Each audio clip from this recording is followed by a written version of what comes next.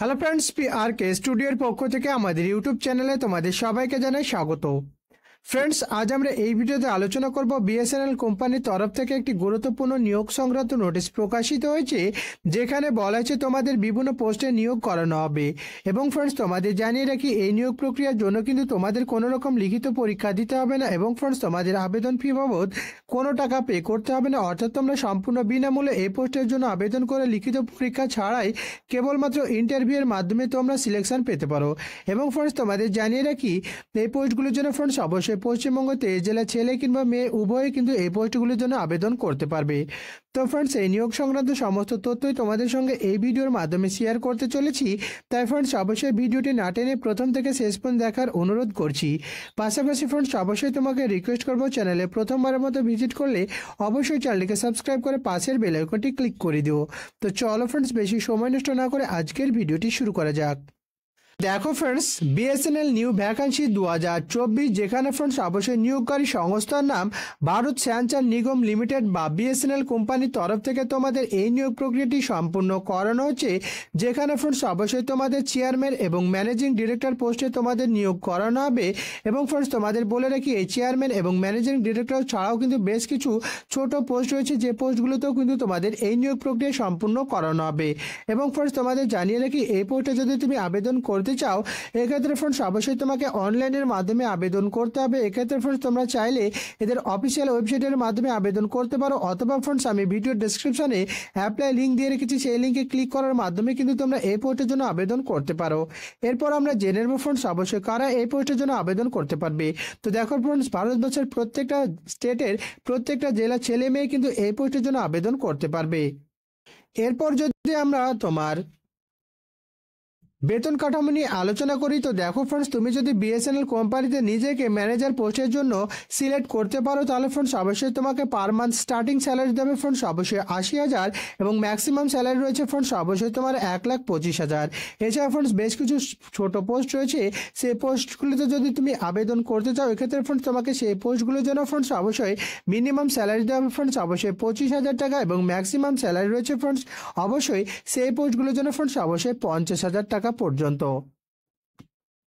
এরপর যদি আমরা অ্যাপ্লিকেশন ফি বাবদ তোমাদের কত টাকা পে করতে হবে এটা নিয়ে আলোচনা করি, তো দেখো ফ্রেন্ডস, তুমি যে ক্যাটাগরির প্রার্থী হও না কেন, এখানে আবেদন করার জন্য তোমাকে কোনো রকম আবেদন ফি বাবদ কোনো টাকা পে করতে হবে না।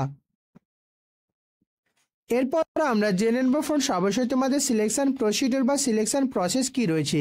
তো দেখো ফ্রেন্ডস, তুমি যে পোস্টের জন্য আবেদন করো না কেন ফ্রেন্ডস অবশ্যই এখানে কোনো পোস্টের জন্য তোমাদেরকে লিখিত এক্সাম বা রিটেন পরীক্ষা দিতে হচ্ছে না। এক্ষেত্রে ফ্রেন্ডস অবশ্যই কিছু পোস্ট রয়েছে, যে পোস্টগুলোর জন্য ফ্রেন্ডস অবশ্যই সরাসরি তুমি ইন্টারভিউয়ের মাধ্যমে কিন্তু এই পোস্টগুলোর জন্য নিজেকে সিলেক্ট করতে পারো। এবং ফ্রেন্ডস কিছু পোস্ট রয়েছে বা ম্যানেজার পোস্টের জন্য তোমাকে ফ্রেন্ডস অবশ্যই গ্রুপ ডিসকাশনের মাধ্যমে কিন্তু সিলেক্ট করানো হবে।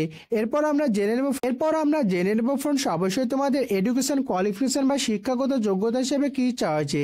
তো দেখো ফ্রেন্ডস, তুমি যদি ম্যানেজার পোস্টের জন্য নিজে আবেদন করতে চাও, এক্ষেত্রে ফ্রেন্ডস অবশ্যই তোমাকে গ্র্যাজুয়েট পাস করতে হবে উইথ ফ্রেন্ডস অবশ্যই 50% মার্কস সমেত।